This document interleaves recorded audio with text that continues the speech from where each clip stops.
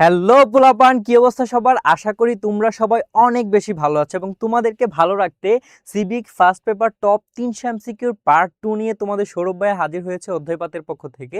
So তোমরা সবাই যারা এখন ক্লাসটা করতেছো, তোমাদেরকে বলি যে আজকের এই ক্লাসে আমরা পড়বো সিভিক্সের টপ 300 এমসিকিউর পার্ট 2তে। অর্থাৎ বাকি যে আমাদের 150টা এমসিকিউ বাকি ছিল, সেই 50টা এমসিকিউ পড়বো 151 নাম্বার থেকে। এবং আজকের এই পিডিএফটা সবাইকে কমেন্টে দিয়ে দেওয়া হবে, সবাই মাস্ট কমেন্ট চেক করবা।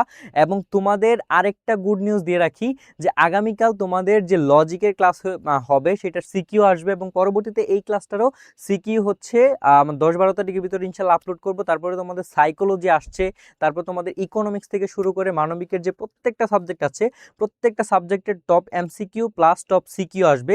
তুমি যদি জাস্ট এইগুলা এইচএসসির আগে এখন থেকে একটু ভালো করে প্রিপারেশন নিয়ে শেষ করে ফেলো, তোমার মানবিকের কোনো সাবজেক্টে আর বেশি প্যারা খেতে হবে না।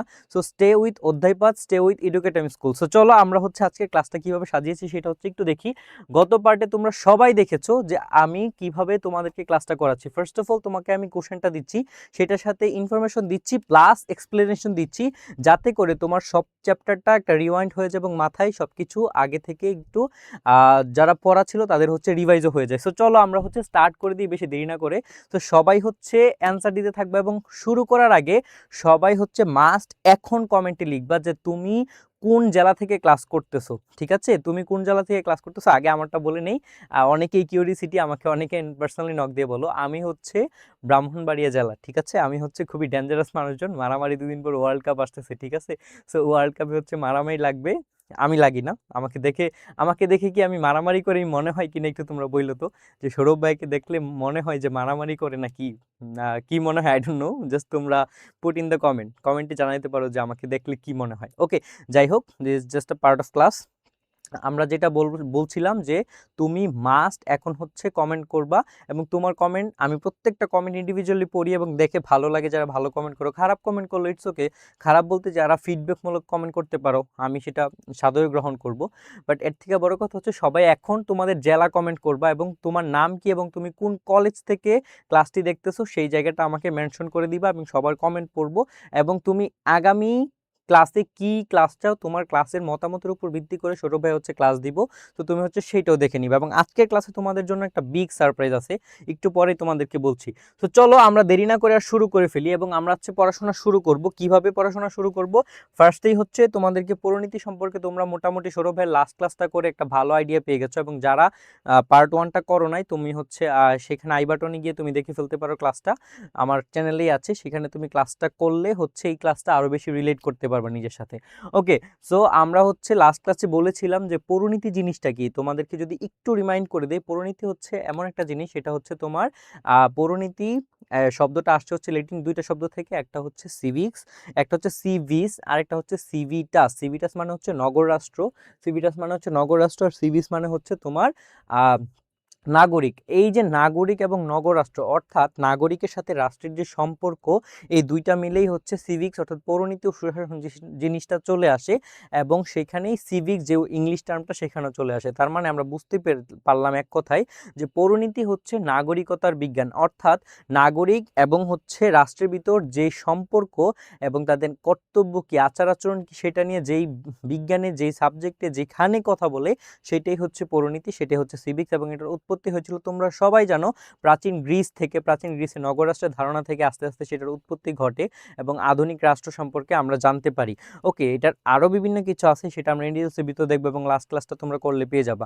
সো চলো আমরা কথা না বাড়ি আজকের গুরুত্বপূর্ণ এমসিকিউ সিরিজে চলে যাই এবং এমসিকিউগুলো সলভ করার ট্রাই করি, এবং সবাই একসাথে আমরা সলভ করবো। এই ক্লাসটা হইতে হবে সৌরভ ভাইয়া, আমি তোমরা জানো যে অধ্যায়পাঠ থেকে খুবই ইন্টারেক্টিভ একটা মানবিকের প্ল্যাটফর্ম করতে যাচ্ছি, যেটা হবে বাংলাদেশের top edtech platform. And still this is going to be মানে লাইক বুম। দেখো তুমি জাস্ট কয়েকদিনে অধ্যায়পাঠ যথেষ্ট বুম করেছে। অধ্যায়পাঠের প্রত্যেকটা ভিডিও প্লাস তোমরা অনেক সাপোর্ট করেছো, তোমাদের এই সাপোর্টটাই দরকার। আলটিমেটলি আমি খুব ভালো কন্টেন্ট দিলাম, ভালো কিছু দিলাম, তোমাদের কমন পড়লো, বাট তোমরা যদি ভাইকে সাপোর্ট না করো, তোমরা ইউ আর পার্ট অফ অধ্যায়পাঠ। ঠিক আছে, তুমি অধ্যায়পাঠের স্টুডেন্ট না। আমি অলওয়েজ বলি যে আমার স্টুডেন্টরা শুধু আমার কাছে স্টুডেন্ট না, you are part of my প্রতিষ্ঠান, you are part of my institution. Okay, so আমার যে অধ্যায়পাঠ সেটার তুমি নিজে একজন পার্ট, কোর্স তোমাকে ছাড়া আমি অসম্পূর্ণ। প্রত্যেকটা জিনিসের হচ্ছে একটা মানে কি বলে সম্পূরক থাকে এবং তোমার আরো যেই পরিবর্তক সেই দ্রব্য থাকে, তোমরা ইকোনমিক্স যারা পড়েছো সেটা জানো।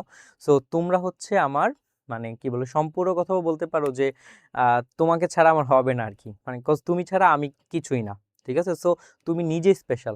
সো আমরা দেরি না করি, আমরা হচ্ছে পড়াশোনা শুরু করি। চলো আমরা দেখি যে গণতান্ত্রিক মূল্যবোধের মধ্যে সহনশীলতা কতটা। ওকে, আমরা একটু কালারটা নিয়ে নিই। কি কালার নিব বলো তো, কমেন্টে জানাও যে কি কালার নিব।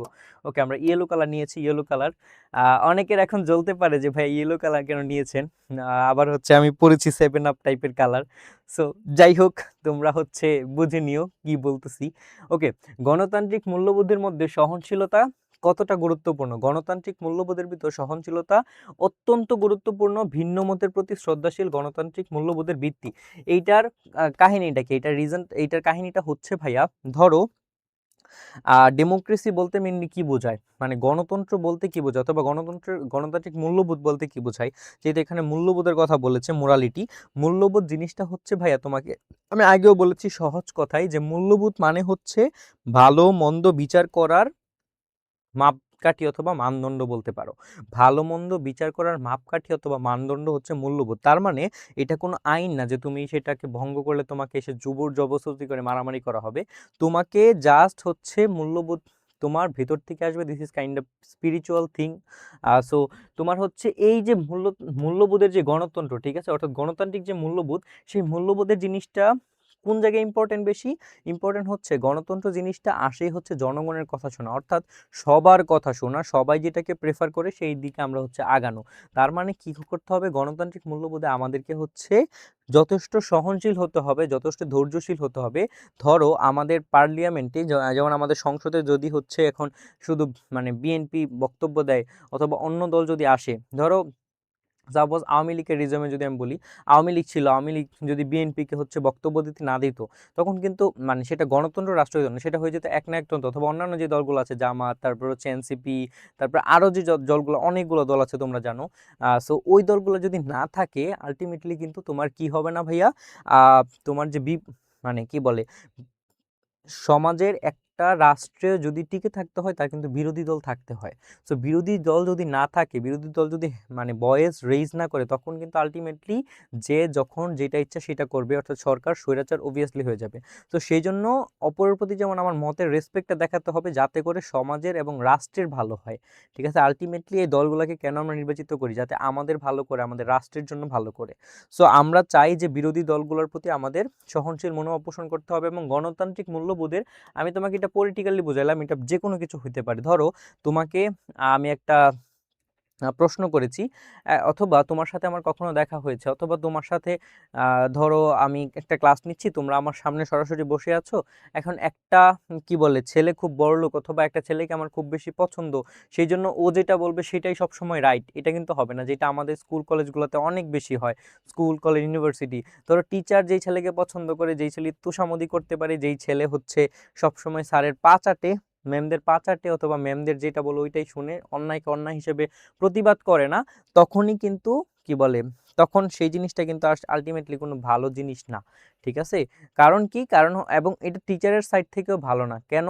কারণ তখন তুমি অন্যায়কে হচ্ছে উদ্বুদ্ধ করছো অন্যায় কাজ করতে, অথবা তোমার যেইটা সত্যি, যেটা ভালো হওয়ার কথা ছিল সেইটা তুমি না করে, যেইটা হচ্ছে আলটিমেটলি খারাপ, অথবা সে তোমাকে জাস্ট পাম দিচ্ছে, অথবা তোষামোদ করছে, অথবা তোমাকে খুবই বেশি কি বলে পা চাটতেছে, সেই জন্য তুমি তার কথা শুনবা, এটা হওয়া উচিত না। ওকে, আশা করি তোমরা বুঝতে পেরেছো। অর্থাৎ এক কথা আমি যেটা বোঝাতে চাচ্ছি যে তোমার বিরোধী দল, ধরো তোমাকে এখন কেউ আহ কি বলে কিছু একটা গালি দিয়েছে, এখন তুমিও গিয়ে তাকে গালি দিয়ে হচ্ছে তাকে এখান থেকে থাপ্পড় দিয়ে ফেলে দিবা, তাহলে তো জিনিসটা হয় না আসলে। তোমার আগে ওটা শুনতে হবে, শুনে কেন গালি দিয়েছে সেটা ফাইন্ড আউট করতে হবে, যে হোয়াট ইজ দ্য রিজন, কেন সে আমাকে গালিটা দিয়েছে, রিজনটা কি, আমি কি আদৌ দোষ করলাম নাকি। যেটা বাঙালিদের ভিতর অথবা পৃথিবীর প্রত্যেকটা মানুষের ভিতরেই গুণটা খুবই কম, যে আমরা নিজেদেরকে কখনো দোষারোপ করি না। ঠিক আছে, তুমি একটু ডিপলি যদি চিন্তা করো, তুমি কিন্তু নিজেকে কখনো দোষারোপ করো না। আহ, তুমি দোষারোপ করো হচ্ছে কাকে ভাইয়া, দোষারোপ করো হচ্ছে অন্যজনকে, নিজের ভাগ্যকে, নিজের পরিস্থিতিকে, নিজের অভাবকে, নিজের দরিদ্রতাকে। কিন্তু আলটিমেটলি তুমি যদি দেখো এইসব ছাপিয়েও কিন্তু পৃথিবীতে অনেক কিছু ঘটে গিয়েছে, অনেক কিছু করছে অনেকে। সো তুমি ওদের অভিযোগটা না করে সবসময় চেষ্টা করবা যে নিজেকে দোষারোপ করে রাখতে, নিজের উপর দোষ দিয়ে রাখতে। তাতে করে কি হবে, তোমার দাম্ভিকতা বাড়বে না, তোমার এরোগেন্টনেস বাড়বে না, তোমার অহংকার বাড়বে না, এবং তুমি একজন পরিপূর্ণ খাঁটি মানুষে পরিণত হবে, যেটা একটা সমাজের জন্য সবসময় কাম্য। ঠিক আছে, সবসময় নিজেকে দোষ দেওয়ার চেষ্টা করবা। তোমাদের যদি আমার ক্লাস খারাপ লাগে, একটা কথা খারাপ লাগে, তুমি আমাকে বলো, সেটাতে গালিগালাজ করার কিছু নাই। তুমি ইন এ গুড ওয়েতে বলো, আমরা আলোচনা করি, আমরা কথা বলি। একজন টিচার মানে ধরো যে ইউনিভার্সিটি কি বলে, ধরো তোমরা জানো কি না, ইউনিভার্সিটিতে তোমরা কয়েকদিন পর উঠবা, জুনিয়র স্কলার এবং সিনিয়র স্কলার। ইউনিভার্সিটি কিন্তু টিচার স্টুডেন্ট সম্পর্ক ওইরকম না, যদিও এটা ইউনিভার্সিটির টিচার অথবা ইয়েগুলো খুব কমই মানে, বাট এরকম আইডিয়া মানে জিনিসটা হওয়া উচিত ছিল যে ইউনিভার্সিটির টিচাররা হচ্ছে সিনিয়র স্কলার, অর্থাৎ ওরা হচ্ছে তোমাকে পাঠদান করবে, মানে ওরা একটু বেশি জানে, তোমার থেকে রিসার্চ করেছে, এবং তুমিও একজন জুনিয়র স্কলার, তার মানে তুমিও শিখতে এসেছো, তুমি একজন স্কলার, উনি একজন স্কলার, তোমরা দুজনই দুজনের প্রতি রেসপেক্টটা দেখাইতে হবে। সেম থিং স্কুল কলেজের ক্ষেত্রে বলতে পারো, তুমি শিখতে গিয়েছো আর টিচার হচ্ছে তোমাকে শিখাচ্ছে। ওকে, তো এখানে আরেকটা কথা চলে আসে, যে আমার একটা টিচার একবার আমাকে বলেছিল যে, আমার ঢাকা বিশ্ববিদ্যালয়ের একটা টিচার বলেছিল, আমার খুবই ফেভারিট একটা টিচার, তো উনি বলেছিল যে কখনো টিচারের কোনো দোষ হয় না। ঠিক আছে, কখনো টিচারের কোনো sorry sorry I am extremely sorry, কখনো কোনো ছাত্রের দোষ হয় না, যা দোষ হয় সব হচ্ছে টিচারের। কারণটা কি ভাইয়া? কারণ টিচার আসছেই তোমাকে পড়াইতে, টিচার আসছেই তোমাকে জানাতে। ঠিক আছে, এখন ছাত্র তো জানবে না, এই জন্যই সে জানতে এসেছে। সে যদি সবকিছু পারতো তাহলে তো আপনার কাছে আসতো না। তাহলে কেন একটা টিচার যখন আপনার কাছে গিয়ে কিছু প্রশ্ন জিজ্ঞেস করছে, আপনি তাকে ধমক দিচ্ছেন, বলছেন এটা তুমি পারো না, তাকে অবহেলা করছেন? এই জিনিসগুলো করা যাবে না। মানবিককেও যেভাবে অবহেলা করে আর্টসের স্টুডেন্টদেরকে, এগুলো করা উচিত না। প্রত্যেকটা জিনিসের ভ্যালু আছে। ঠিক আছে, সো এই হচ্ছে কাহিনী। সো চলো আমরা হচ্ছে অ্যান্সারটা দেখি। অ্যান্সারটা তাহলে কি হবে? অত্যন্ত গুরুত্বপূর্ণ। কেন? কারণ ভিন্ন মতের প্রতি শ্রদ্ধাশীল এবং গণতান্ত্রিক ভিত্তি থাকতে হবে। এই কতগুলা কথা বলার একমাত্র রিজন কি ভাইয়া? এই সবগুলো কথা বলার একমাত্র রিজন হচ্ছে এই যে ভিন্ন মতের প্রতি যে রেসপেক্ট দেখানো, সেইটার বাস্তবিক একটা উদাহরণের মাধ্যমে তোমার সাথে কথা বললাম। তারপরে আমরা দেখবো হচ্ছে মূল্যবোধের অবক্ষয়, অর্থাৎ value of degradation. Value of degradation মানে কি? ভ্যালুর যেই অবক্ষয় ঘটে, সেটা বলতে কি বোঝানো হয়? এই অবক্ষয়টা কি ধরনের হইতে পারে? সেটা কি অর্থনৈতিক মন্দা হবে, নাকি সমাজের নৈতিক মান ও আদর্শিক মূল্যবোধের ক্ষয় হবে, নাকি প্রযুক্তিগত পশ্চাৎপদতা হবে? প্রযুক্তিগত হবে না, নেভার এবার। অর্থনৈতিক মন্দা হবে না, যেহেতু এখানে মূল্যবোধের জিনিস। সামরিক দুর্বলতা হবে না। তার মানে মাস্ট অ্যান্সার হবে কি? সমাজের নৈতিক মান ও আদর্শিক মূল্যবোধের ক্ষয়। am I right? Yes, obviously এটা হচ্ছে অ্যান্সার। ওকে, মূল্যবোধের অবক্ষয় মানে সমাজের নৈতিক মান ও আদর্শিক মূল্যবোধ ধীরে ধীরে হ্রাস পেয়ে যাওয়া, দুর্নীতি, স্বার্থপরতা এর লক্ষণ। ধরো মূল্যবোধ আমি তোমাকে বলেছিলাম ভালো মন্দ যাচাই করার যেই আমাদের মানদণ্ড। এখন একটা মানুষ ধরো যে তোমাকে এসে, একজন সিনিয়রকে এসে গালিগালাজ করছে, অথবা একজন সিনিয়র আসছে তাকে দেখে সে সালাম দিচ্ছে না, আমি লাস্ট ক্লাসে এটা হয়তো বলেছিলাম। তো এইখানে কিন্তু তোমার মূল্যবোধের অবক্ষয় ঘটছে। কিভাবে? ধরো সামাজিক অনেক মূল্যবোধের অবক্ষয় ঘটতে পারে, তারপর হচ্ছে তোমার গণতান্ত্রিক মূল্যবোধের অবক্ষয় ঘটতে পারে। তার মানে মূল্যবোধের অবক্ষয় কখন ঘটে? যখন সমাজে দুর্নীতি বেড়ে যায়, যখন সমাজে স্বার্থপরতা বেড়ে যায়। এর লক্ষণ হচ্ছে কি? মূলনীতি। ধরো তুমি যখন স্বার্থপর হয়ে যাবা, পরার্থপরতার ভিতর যখন নিজের সুখ খুঁজে না পাবা, তখনই তুমি, যেমন আমি তোমার জন্য এখন কাজ করতেছি, এখন তুমি বলতে পারো যে ভাইয়া আপনি কেন কাজ করতেছেন, আপনি এত রাত জেগে এত কষ্ট করে কেন কাজ করেন, আপনাকে কে বলেছে কাজ করতে? ওই যে আমার, হ্যাঁ অবভিয়াসলি সবকিছুর তো একটা টাকা পয়সা জিনিস আছেই, যেহেতু আমার একটা প্রতিষ্ঠান, আমি কাজ করে, আমার তো টাকা পয়সা লাগবেই। কিন্তু আমি তো তোমার কাছ থেকে টাকা চাচ্ছি না ভাইয়া। আমি যে প্রিমিয়াম কোর্স, তারপর হচ্ছে অনেক কিছু আমি তোমাকে দিচ্ছি, দিব ফিউচারে, নেক্সটে তোমরা এডমিশনে যাবা তখনও পাবা ভাইয়াকে, কোথাও আমি জিকে পড়াই, তোমরা জানো। সো ওই জায়গা থেকে তুমি দেখবা যে তোমার টাকা পয়সা তো আছেই, বাট এর থেকে বড় যে জিনিস ভাইয়া, আত্মার সম্পর্ক। ওই যে বলেছিলেন আমাদের ফাহাদ স্যারও বলে, প্লাস অনেকে এই কথাটা বলে, পৃথিবী বিখ্যাত, যে একজন টিচারের সব থেকে বড় প্রাপ্তি হচ্ছে তার ভালোবাসা এবং সম্মান। সো ওই জায়গাটা একটা টিচার সবসময় চায়, এই আর কি। তো চলো আমরা দেখি, ওই যে মূল্যবোধের জিনিসটা চলে আসে। সো টিচার বাঁচে সম্মান এবং ভালোবাসায়। ভ্রাতৃত্ববোধ অর্থাৎ ফ্রেটার্নিটি, মূল্যবোধ কোন বিপ্লবে বিপ্লবের স্লোগান? মানে কি ভ্রাতৃত্ববোধ, এটা ভ্রাতৃত্ববোধের মূল্যবোধ, এটা কোন বিপ্লবের স্লোগান? এটা অবভিয়াসলি হবে ফরাসি বিপ্লবের স্লোগান। ফরাসি বিপ্লব 1789 সালে হয়েছে, তোমরা জানো। 1789 সালে ফরাসি বিপ্লব হয়েছে। 1789 সালে ফরাসি বিপ্লব হয়েছে, এবং তিনটা জিনিস এটার ভিত্তি ছিল। এক নাম্বার ছিল স্বাধীনতা, that is called liver. Liberty হবে। তারপর সাম্য, দ্যাট ইজ কল ইকুয়ালিটি, সাম্য that is call equality. Okay, আমি লিখে দিচ্ছি ইকুয়ালিটি, ইকুয়ালিটি হবে ইকুয়ালিটি। দেন হচ্ছে ভ্রাতৃত্ববোধ, মানে হচ্ছে ফ্রেটার্নিটি। ভ্রাতৃত্ববোধ মানে কি? ফ্রেটার্নিটি। সো এই তিনটা জিনিসকে প্রতিবাদ্য হিসেবে ধরে, স্লোগান হিসেবে ধরে 1789 সালে তোমার হচ্ছে ফরাসি বিপ্লব সংঘটিত হয়। সো এই তিনটা জিনিস মনে রাখবা।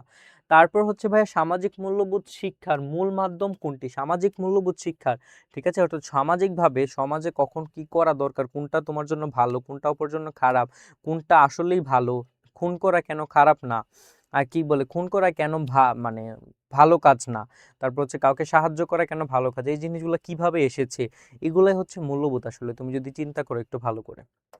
ওকে, তার মানে এটার অ্যান্সার আমরা দেখতে পাবো ভাইয়া হবে পরিবার, শিক্ষা প্রতিষ্ঠান এবং ধর্মীয় প্রতিষ্ঠান। মানে সামাজিক মূল্যবোধ শিক্ষার মূল মাধ্যম হচ্ছে কোথায়?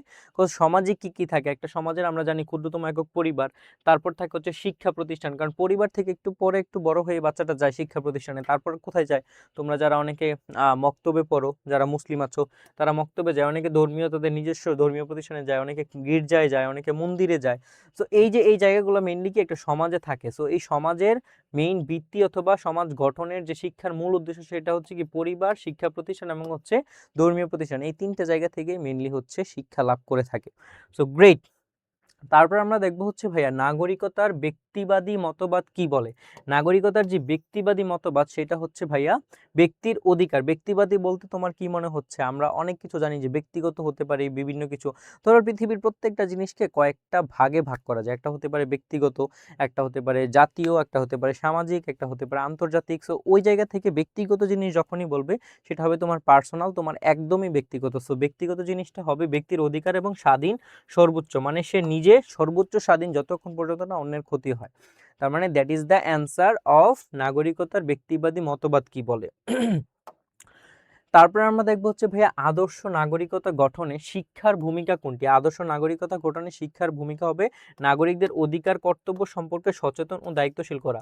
এইটা আমাদের সবার সবার হওয়া উচিত, যেটা এখন আমাদের সবার ভিতর অবক্ষয় হচ্ছে। আমাদের কারো ভিতর এখন নৈতিকতা নাই, আমাদের কারো ভিতর এখন মূল্যবোধ নাই, আমরা একে অপরকে নিয়ে ভাবি না, একে অপরকে নিয়ে চিন্তা করি না।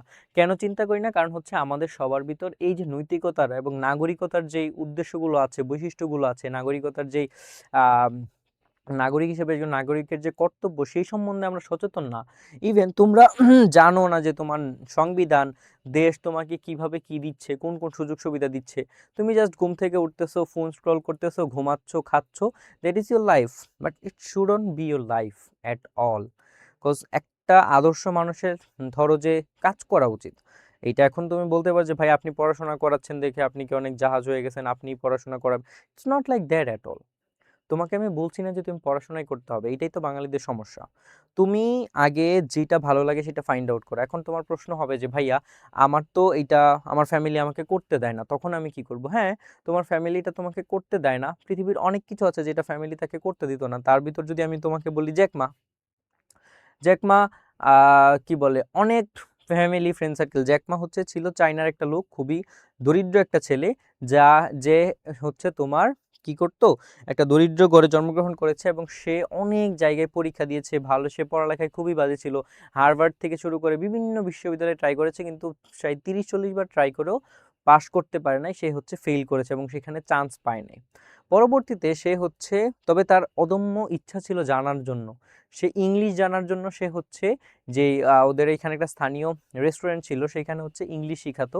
তো সে সেখানে ইংলিশ শিখতে যেত এবং ইংলিশ কীভাবে শিখতো? কাজের বিনিময়ে। সেখানে সে ওয়েটারের কাজ করতো উইদাউট এনি মানি, এবং সে শুধু সেখানে ইংলিশ শেখার জন্য যেত, কারণ সেখানে ইংরেজি পর্যটকরা আসতো এবং ইংরেজি পর্যটকরা তাকে হচ্ছে ইংলিশ শিখাইতো সেখানে, মানে ইংলিশে কথা বলতো, এবং সে ওয়েটার ছিল জাস্ট হচ্ছে ইংলিশ শেখার জন্য। তার মানে তার কাজের প্রতি কতটুকু অদম্য শক্তি ছিল, তুমি জাস্ট এতটুকু চিন্তা করো, তখন তুমি বুঝতে পারবা যে না, আসলে তুমি যদি চাও ওই জায়গা থেকে করতে পারবা। তারপরে ওনার কাহিনী সম্পর্কে যদি তুমি লাইফ সম্পর্কে যদি পড়ো, তুমি দেখতে পাবা যে তিনি হচ্ছে কি করেছেন, উনি হচ্ছে জ্যাকমা হচ্ছে পরবর্তীতে তোমার হচ্ছে ব্যাংক থেকে লোন নিয়েছেন এবং উনি একটা আইডিয়া ক্রিয়েট করেছেন যে আচ্ছা অনলাইনে কিভাবে এই জিনিসগুলো সেল করা যায়, যে পৃথিবীর যে বিভিন্ন কাঁচামাল যা যা আছে অথবা পৃথিবীর যে কোনো কিছু, সেগুলো কিভাবে অনলাইনের ভিতর সেল করা যায়, অনলাইনের মাধ্যমে।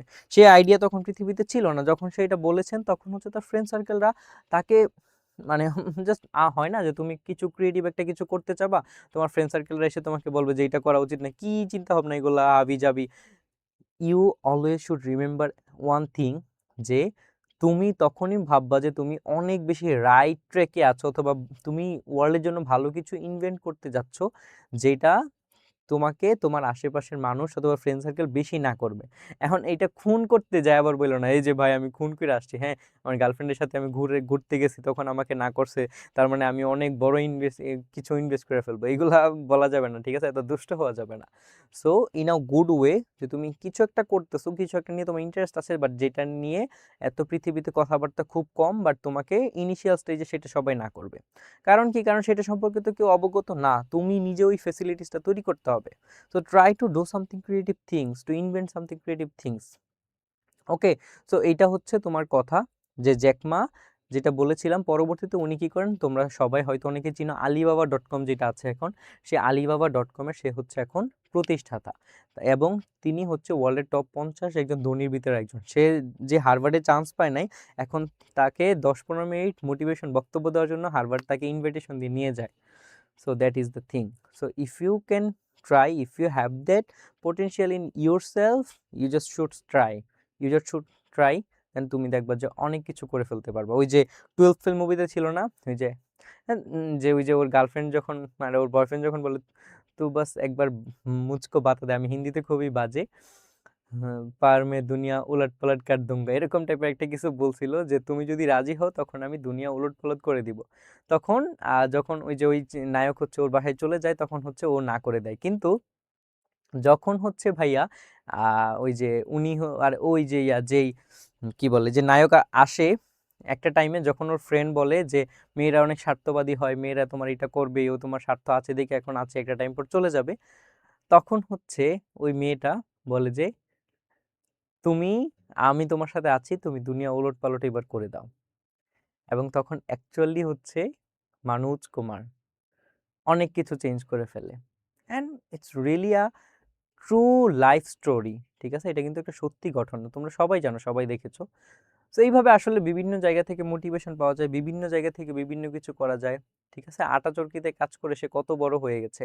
So life goes on, life has some simple things, ঠিক আছে, life is a very simple thing, but তুমি জাস্ট কাজ করতে হবে। জাস্ট ওই যে সিম্পল থিং মানে এই না যে তুমি হচ্ছে ঘুম থেকে উঠে খাওয়া দাওয়া করবে, ফোন স্ক্রলিং করবে আর ঘুমাই যাবে। তো যাই হোক, অনেক কথা বললাম, আশা করি তোমাদেরকে এই লাস্ট স্টেজে এসে এটা তোমাকে মোটিভেশন যোগাবে, যাতে পড়াশোনাটাকে তুমি প্রপারলি করতে পারো। ওকে, তারপর আমরা দেখবো হচ্ছে ভাইয়া আদর্শ নাগরিকতা গঠনে শিক্ষার ভূমিকা কোনটি, এটা তো আমরা অলরেডি জেনে ফেলেছি। নাগরিকতা বাতিল বা হারানোর কারণ কোনটি, অবভিয়াসলি সেটা হবে দেশদ্রোহিতা, অন্য দেশে নাগরিকত্ব গ্রহণ বা দীর্ঘমেয়াদী অনুপস্থিতির কারণে হতে পারে। তারপর আমরা দেখবো হচ্ছে ভাইয়া নাগরিকের সামাজিক দায়িত্বের মধ্যে কোনটি পড়ে, নাগরিকের সামাজিক দায়িত্বের মধ্যে প্রতিবেশীর সাহায্য করা, পরিবেশ রক্ষা করা এবং সমাজ সেবা করা, এই তিনটাই পড়ে। তো এই তিনটাই হচ্ছে রাইট আনসার হবে। তারপর আমরা দেখবো যে বৈশ্বিক নাগরিকতা অর্থাৎ গ্লোবাল সিটিজেনশিপ বলতে কি বোঝায়। গ্লোবাল সিটিজেনশিপ বলতে বোঝা হচ্ছে বিশ্বের সকল মানুষের প্রতি দায়িত্ববোধ ও বৈশ্বিক সমস্যায় সচেতনতা। ওকে, তারপর আমরা দেখবো যে 1952 সালের ভাষা আন্দোলন বা বাংলাদেশের জাতীয়তাবাদের ক্ষেত্রে কোন ভূমিকা রেখেছে। এটা হবে বাঙালি জাতীয়তাবাদের ভিত্তি তৈরি করেছে নাকি, হ্যাঁ এটাই হবে, বাঙালি জাতীয়তাবাদের ভিত্তি তৈরি করেছে। তার মানে 1952 সালের ভাষা আন্দোলন বাংলাদেশের জাতীয়তাবাদের ক্ষেত্রে কোন ভূমিকা রেখেছে, বাংলাদেশের যে জাতীয়তাবাদের ভিত্তি তৈরি করেছে, এটা এখন কি, হয়তো অনেকের মনে প্রশ্ন আসতে পারে যে ভাইয়া এটা দিয়ে কি বোঝাচ্ছে। দেখো, জাতীয়তাবাদ একটা জিনিস, জাতি একটা জিনিস, আর তুমি নাগরিক হিসেবে একটা জিনিস, ঠিক আছে। সো এখানে তিনটা জিনিস তোমার বুঝতে হলে আগে বুঝতে হবে তুমি একটা দেশের নাগরিক, তারপর বুঝতে হবে যে তোমার নিজস্ব একটা জাতিসত্তা আছে, তুমি জাতিসত্তার অধীনে তোমার নিজস্ব সেই জাতিসত্তাটাকে টিকিয়ে রাখতে হবে। মানুষ কিন্তু বেঁচে থাকে তার অস্তিত্ব রক্ষার জন্য, এই যুদ্ধ পৃথিবীতে হয় তার অস্তিত্ব রক্ষার জন্য, আর কিছু না আসলে। তারপর এখানে জাতীয়তাবাদ চলে আসে। সো বাঙালির যে জাতীয়তাবাদ, এটা কখন আসে, যখন 1952 সালে অর্থাৎ 1947 সালে ভাষা ভাগ মানে দেশ ভাগ হয় ভারত এবং পাকিস্তান। এই দেশ ভাগ হওয়ার পর তখন হচ্ছে পাকিস্তানে আমরা ছিলাম পূর্ব পাকিস্তান, তোমরা সবাই জানো। তো আমাদের পূর্ব পাকিস্তানিদের সবাই হচ্ছে কি করা শুরু করে ভাইয়া, পূর্ব পাকিস্তানিদের সবাই হচ্ছে বলা শুরু করে, মানে পূর্ব পাকিস্তানিদের 56% মানুষ বাংলা ভাষা ব্যবহার করত, কিন্তু বাংলা ভাষাকে উর্দু ভাষা করা হবে না। আমাদের যে মোহাম্মদ আলী জিন্নাহ উনি হচ্ছে ঢাকা বিশ্ববিদ্যালয়ে সমাবর্তনে এসে প্লাস সোহরাওয়ার্দী উদ্যানে এসে বলে যে Urdu shall be the only state language of Pakistan. তার মানে উর্দু হচ্ছে একমাত্র স্টেট ল্যাঙ্গুয়েজ পাকিস্তানের হবে।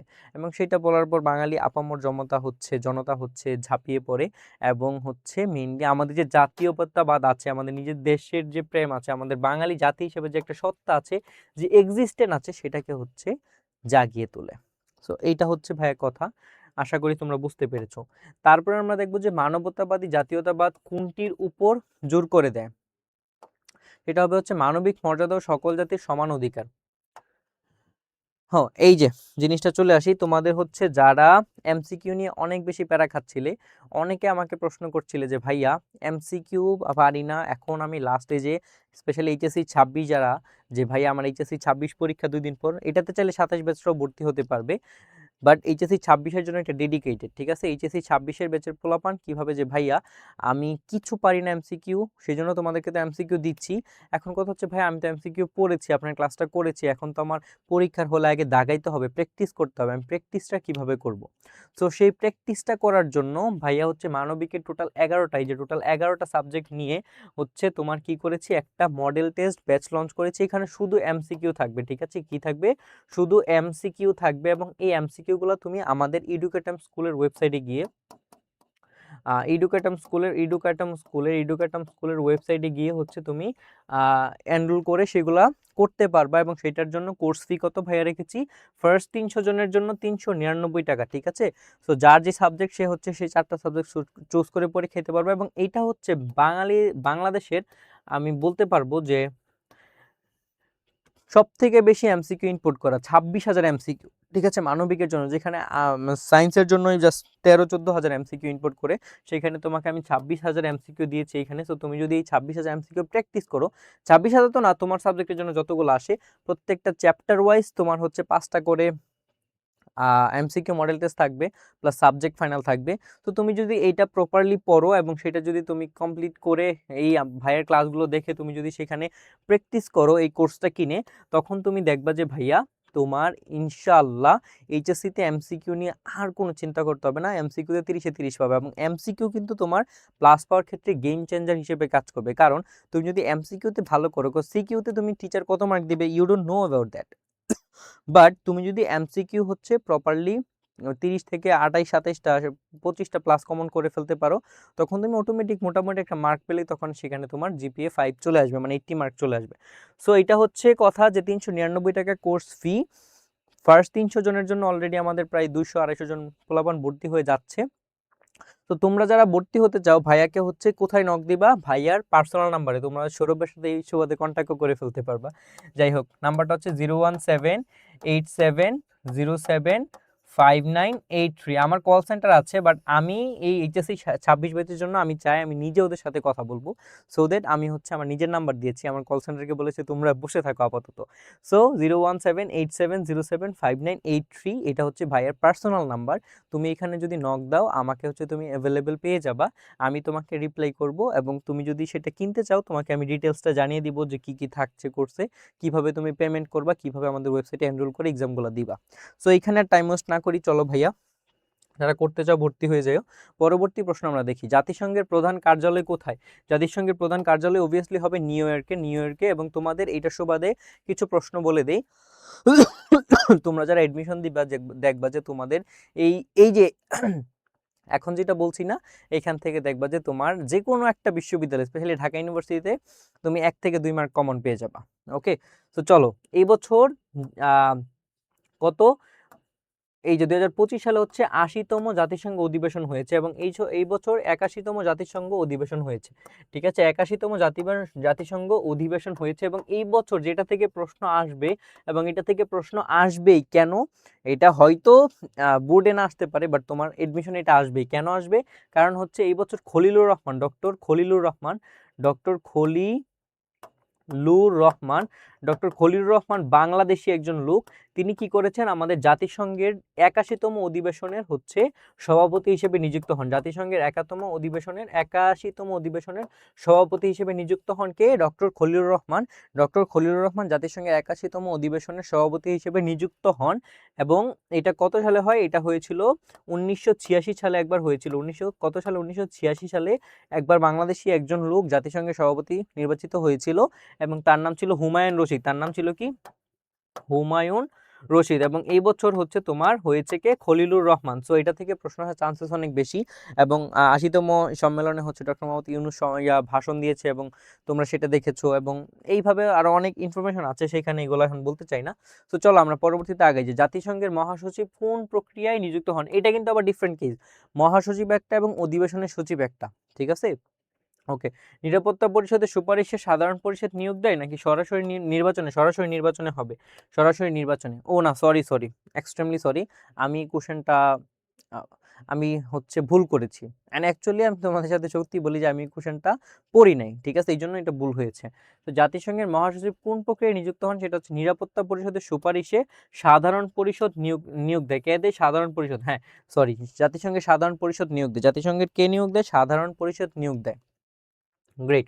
তারপর আমরা দেখব যে আঞ্চলিক সংগঠন আন্তর্জাতিক বাদে কোন ভূমিকা রাখে? আন্তর্জাতিকভাবে হচ্ছে তোমার দেখবো আমরা সেটা আঞ্চলিক শক্তি, আঞ্চলিক শান্তি, সহযোগিতা ও উন্নয়ন নিশ্চিত করে। এখন কিভাবে নিশ্চিত করে? আমি একটু আগে তোমাকে বলেছিলাম যে জাতিসংঘের এবছর হয়েছে হচ্ছে 81তম সম্মেলন এবং এইটাতে বাঙালিরা বাঙালি 1986 সালে একবার হচ্ছে বাংলাদেশের একজন নাগরিক হুমায়ুন রশিদ হচ্ছে জাতিসংঘের সভাপতি হিসেবে নিযুক্ত হয় এবং এর পরবর্তীতে অনেক বছর পরে এই যে 2026 সালে এসে ডক্টর খলিলুর রহমান 81তম অধিবেশনের সভাপতি হিসেবে নিযুক্ত হন।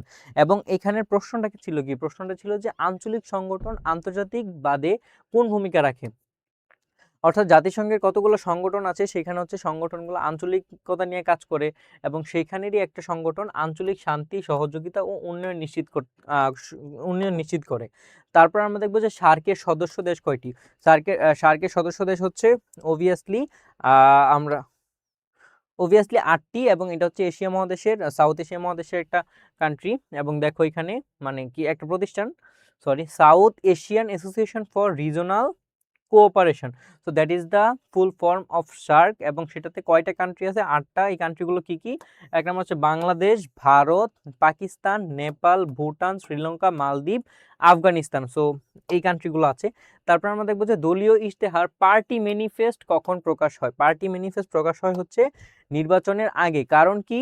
নির্বাচনের আগে কি করা হয়? যে দেখো নির্বাচন প্রকাশ করা হয় এবং এতে দলের যে আদর্শ থাকে, দলের যে নীতি থাকে এবং নির্বাচিত হলে দল কি কি কাজ করবে। তোমরা দেখেছো এই বিগত কয়েকদিন আগে নির্বাচন হয়েছে, আমাদের ত্রয়োদশ জাতীয় সংসদ নির্বাচন হয়েছে। সো এই নির্বাচনে দেখবা যে প্রত্যেকটা দল তাদের দলীয় মানে ম্যানিফেস্ট প্রকাশ করেছে কতদিন আগে, মানে আগে বলতে নির্বাচনের আগে না পরে, অবভিয়াসলি নির্বাচনের আগে। কারণ নির্বাচনের আগে হচ্ছে তোমাকে বলতে হবে যে নাগরিকের জন্য তুমি কি করবা, তোমার দল কি ভূমিকা পালন করবে, তোমার দল জয়ী হলে কি করবে। তো সেই জায়গাগুলো কোথায় থাকে ভাইয়া? পার্টি ম্যানিফেস্টোতে থাকে। বহুদলীয় গণতন্ত্রের সুবিধা কোনটি? বহুদলীয় গণতন্ত্রের সুবিধা অবভিয়াসলি এখানে হবে হচ্ছে জনগণের কাছে বিভিন্ন বিকল্প থাকে এবং প্রতিনিধিত্ব বাড়ে, ঠিক আছে? কারণ কি? বিরোধী দলীয় ক্ষমতা বাড়ে। তুমি একটা জিনিস সবসময় মনে রাখবা যে গণতন্ত্র ততক্ষণই ভালো হিসেবে কাজ করবে অথবা গণতন্ত্র প্রপারলি ভালো কাজ করবে যখন তার বিরোধী দল খুব বেশি স্ট্রং হবে, ঠিক আছে? সরকার যতটুকু না ভালো তার থেকে আমি মনে করি বিরোধী দল বেশি স্ট্রং হওয়া উচিত। তখন কি হবে? প্রত্যেকটা জিনিসের পাই টু পাই হিসাব নেওয়া হবে এবং হিসাব নিলেই, জবাবদিহিতার ভিতর থাকলে, অ্যাকাউন্টেবিলিটির ভিতর থাকলেই মানুষ হচ্ছে গ্রো করে। ধরো তুমি কেন পড়াশোনাটা মানুষের কম হয়? কারণ পড়াশোনা কিন্তু নিজের সাথে নিজের অ্যাকাউন্টেবিলিটি। অন্য আমাদেরকে কেউ একটা কাজ দিলে একদিন না করলে আরেকদিন এসে বলে একটা ধমক দিয়ে তখন এই কাজটা করতে হয়। কিন্তু যখন তুমি নিজের সাথে নিজে জবাবদিহিতা করো তখন আমরা নিজেদেরকে বললাম না যে নিজেদেরকে আমরা ভ্যালু দেই না, আমরা নিজেদেরকে হচ্ছে সব থেকে বেশি বাজেভাবে গণ্য করি। So that's the fact. So নিজের সাথে আমাদের অ্যাকাউন্টেবিলিটি আছে দেখে আমরা পড়াশোনাটা কম করি। সো নিজের সাথে অ্যাকাউন্টেবিলিটি যেদিন তুমি বাড়াতে পারবা সেদিন তোমার পড়াশোনা বেশি হয়ে যাবে। ওকে, লবিং রাজনীতিতে কি? লবিং শুধু এখন রাজনীতি না, মানে পৃথিবীর প্রত্যেকটা জায়গায় এখন লবিং এ পৃথিবীর প্রত্যেকটা জায়গায় চলতেছে।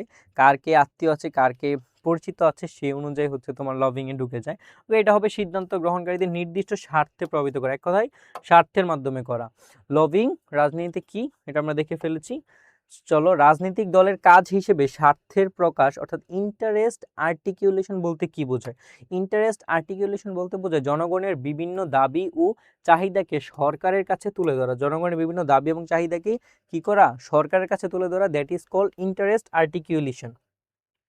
তারপর আরেকটা জিনিস তোমরা দেখবা একটু পরে, ন্যায়পাল। ন্যায়পাল জিনিসটা হচ্ছে কাইন্ডটা তুমি ধরতে পারো এমন যে ধরো সরকার সরকারের পক্ষে তো অনেকে কথা বলার আছে, অনেক কিছু আছে, কিন্তু ভাইয়া তোমার জনগণের পক্ষে কে কি কথা বলবে? সরকার যদি দুর্নীতি করে তখন সেটা কে দেখবে?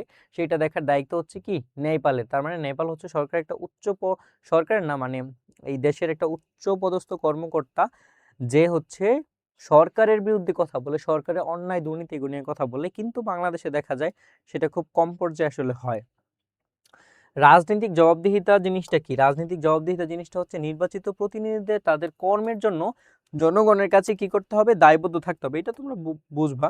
নাগরিক সমাজ ও রাজনৈতিক দলের মধ্যে পার্থক্য কি? নাগরিক সমাজ এবং রাজনৈতিক দলের ভিতর পার্থক্য হচ্ছে সরকারি ক্ষমতায় যেতে চায় রাজনৈতিক দল, আর নাগরিক সমাজ হচ্ছে যায় না। কোথায় যায় না? নাগরিক সমাজ কখনোই সরকারি দলের ভাবে তো নেতৃত্ব দিবে না। সরকারি ভাবে কে ক্ষমতায় যেতে চায় সেটা অবভিয়াসলি সেটা হচ্ছে রাজনৈতিক দলগুলো যেতে চায়। বাংলাদেশের প্রথম জাতীয় সংসদের আসন সংখ্যা কত ছিল? 300টি ছিল। সংখ্যার আসন ছিল 300টি। ওকে। নির্বাচনী এজেন্ট অর্থাৎ ইলেকশন এজেন্ট কে? ইলেকশন এজেন্ট হচ্ছে প্রার্থীর পক্ষে নির্বাচিত কার্যক্রম পরিচালনাকারী ব্যক্তি। তোমরা অনেকেই দেখেছো যে কয়েকদিন আগে নির্বাচন হয়েছে, সেখানে হচ্ছে নির্বাচনী এজেন্ট দেওয়া হয়েছে, অর্থাৎ প্রার্থীর পক্ষে যে লোক কাজ করবে নির্বাচনী এলাকায় তাকেই হচ্ছে, অথবা নির্বাচনের দিন ওই জায়গায় আশেপাশে, তাকে হচ্ছে এজেন্ট বলা হয়। এক কথায় প্রার্থীর পক্ষে হয়ে যে কাজ করবে, পরিচালনা করবে সবকিছু কার্যক্রম, তাকে হচ্ছে নির্বাচনী এজেন্ট বলা হবে। তারপর আমরা যেটা দেখবো সেটা হচ্ছে ভাইয়া বিনা প্রতিদ্বন্দ্বিতায় নির্বাচন কখন হয়? বিনা প্রতিদ্বন্দ্বিতায় নির্বাচন হয় হচ্ছে কোনো আসনে একমাত্র প্রার্থী থাকলে, অর্থাৎ নর্মাল হিসাব যদি ধরো বাংলাদেশে ধরো আর কোনো এডটেক প্ল্যাটফর্ম নাই, শুধু সৌরভ ভাই আছে, তখন তো সেইখানে আমি জয়ী, তাই না? আমি খারাপও না, মানে আমি ভালো না। ধরো তোমার ক্লাসে ধরো এইচএসসি পরীক্ষা তুমি শুধু এই বছর একজনই দিবা, ঠিক আছে? এইচএসসি 26 অথবা যেই ব্যাচে তোমরা পরীক্ষা দাও, ধরো এইচএসসি পরীক্ষা তুমি হচ্ছে একজন দিবা সারা বাংলাদেশে, তখন তো তোমার পাস ফেলের হিসাব নেই, আলটিমেটলি তুমি তো রাজা, তাই না? তুমি যেটা করো ওইটাই হচ্ছে ফলাফল। ওকে, তার মানে দেখা যাচ্ছে আমরা কিভাবে দেখলাম যে তোমার কোনো আসনে একমাত্র প্রার্থী থাকলে সেটা হচ্ছে প্রতিদ্বন্দ্বিতা ছাড়া জিতে যাবে। ওকে, একচেটিয়া ভাবে। বিনা প্রতিদ্বন্দ্বিতা নির্বাচন কখন হয় দেখে ফেলছি। তারপর আমরা দেখবো হচ্ছে নির্বাচনে নোটা বিকল্প কিসের জন্য? কোনো প্রার্থীকে পছন্দ না হলে জানানোর অধিকার। এটা হচ্ছে কি কোনো প্রার্থীকে পছন্দ না হলে জানানোর অধিকার, অর্থাৎ ধরো নির্বাচনে কেউ মনোনয়ন পাইছে, মানে পেয়েছে, এবং তোমার অ্যাজ আ নাগরিক হিসেবে তুমি চাও যে এই প্রার্থীটা না হোক, অথবা এই প্রার্থীকে আমার ভালো লাগে নাই, তখন তুমি কি করতে পারবা? নোটা করতে পারবা, দ্যাট ইজ কল্ড নোটা, NUTA, যেটাকে হচ্ছে তুমি বিকল্প মানে কি বলে প্রার্থী, মানে যাতে তোমার পছন্দ হয় নাই সেটা তুমি হচ্ছে জানান দিতে পারবা। তারপর আমরা দেখব হচ্ছে নির্বাচনে নোটা বিকল্প কিসের জন্য? কোনো প্রার্থীকেই পছন্দ না হলে জানানোর অধিকারকে নোটা বিকল্প বলে। ইউনিয়ন পরিষদের মেয়াদ কত বছর? অবভিয়াসলি 5 বছর, অবভিয়াসলি 5 বছর। ওকে।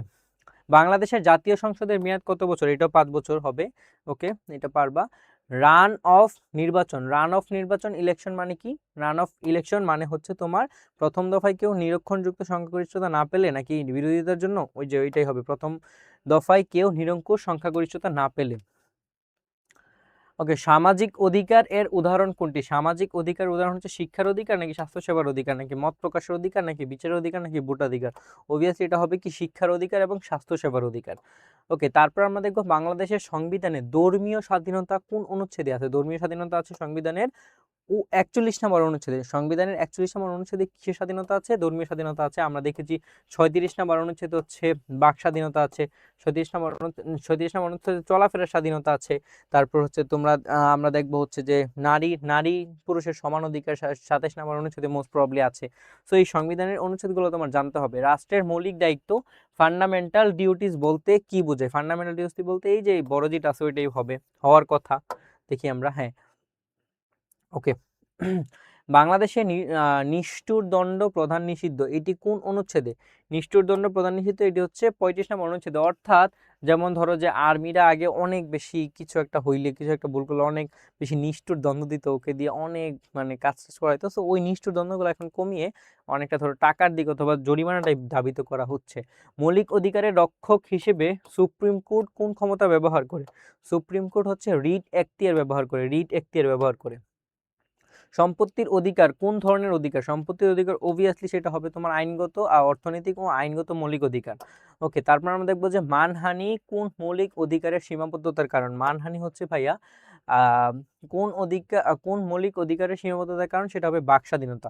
কেন? কারণ হচ্ছে তোমাকে অপপ্রচার করে সুনাম নষ্ট করে ফেলবে, এবং এই সুনাম নষ্ট করা মানে কি করা? তোমার হচ্ছে বাক স্বাধীনতা, অর্থাৎ তোমার কথাবার্তার স্বাধীনতা, চলাফেরার স্বাধীনতা। তো ওই স্বাধীনতাকে আসলে নষ্ট করে ফেলা, মেইনলি বাক স্বাধীনতাকে নষ্ট করে ফেলে মানহানি যে জিনিসপাতি। নাগরিকের শিক্ষার অধিকার বাংলাদেশের সংবিধানের কোন অংশ? নাগরিকের শিক্ষার অধিকার বাংলাদেশের সংবিধানের রাষ্ট্র পরিচালনার মূলনীতিতে আছে। ওকে, গণতন্ত্রের বহুমতবাদ বলতে কি বোঝায়? গণতন্ত্রের বহুমতবাদ বলতে বোঝায় সমাজে বিভিন্ন মত ও গোষ্ঠীর সহাবস্থান এবং ক্ষমতার বিকেন্দ্রীকরণ। বিকেন্দ্রীকরণ গত ক্লাসে তোমাদেরকে বলেছি, আশা করি আর তোমরা রিপিট করা লাগবে না সবগুলা। গণতন্ত্রে সংখ্যাগরিষ্ঠের নীতি কোন সমস্যা তৈরি করতে পারে? অবভিয়াসলি এখানে সংখ্যালঘু যাদের অধিকার ক্ষুণ্ণ হওয়া, এটা হচ্ছে একটা মোস্ট ইম্পর্টেন্ট পার্ট। এই জন্য হচ্ছে মাঝে মাঝে আমি গণতন্ত্রে যে অনেক বেশি দল থাকবে এবং যারা হচ্ছে সংখ্যালঘু তাদেরকে হচ্ছে জায়গা দেওয়া হবে না, শুধু যারা বেশি কথা বলবে, যারা বেশি দল, যাদের লোক বেশি, লোক জনমত ভারী, আর তারাই হচ্ছে তোমার ইয়ে করবে, সরকার চালাবে, এই জিনিসটার আমি কাইন্ড অফ বিরোধী আর কি। কারণ হচ্ছে তুমি ধরো এটা হইলে অনেক সময় সংখ্যালঘু যারা আছে তাদের হচ্ছে অধিকারটা আসলে ক্ষুণ্ণ হয়ে যায় অনেক সময়। ওকে, তারপরে আমরা দেখি প্রতিনিধিত্বমূলক গণতন্ত্র কোথায় সর্বোচ্চ বিকশিত হয়েছে?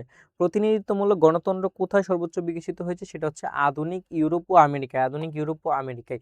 গণতান্ত্রিক রাষ্ট্রের মূল চালিকা শক্তি কোনটি? গণতান্ত্রিক রাষ্ট্রের মূল চালিকা শক্তি হবে হচ্ছে ভাইয়া তোমার জনগণ ও নির্বাচন। গণতান্ত্রিক রাষ্ট্রের মূল চালিকা শক্তি হচ্ছে কি? জনগণ এবং হচ্ছে নির্বাচন। গণতান্ত্রিক রাষ্ট্রের মূল চালিকা শক্তি জনগণ এবং নির্বাচন। ওকে, গ্রেট। গণতন্ত্রের সমালোচনায় কোন বিষয়টির উল্লেখ করা হয়? গণতন্ত্রের সমালোচনায় কোন বিষয়টি উল্লেখ করা হয়? সেটি হবে এটি ধীরগতির ও অদক্ষ হতে পারে। তারপর আমরা দেখবো যে পরিপক্ক গণতন্ত্র বলতে কি বোঝায়? পরিপক্ক গণতন্ত্র বলতে যেখানে গণতান্ত্রিক প্রতিষ্ঠান শক্তিশালী, আইনের শাসন প্রতিষ্ঠিত ও নাগরিক সচেতন। ওকে, সুশাসন সূচক মানে গভর্নেন্স ইন্ডেক্স তৈরি করে কোন প্রতিষ্ঠান? অবভিয়াসলি সেটা হবে হচ্ছে তোমার ভাইয়া বিশ্বব্যাংক, ইউএনডিপি ও বিভিন্ন আন্তর্জাতিক প্রতিষ্ঠান তৈরি করে।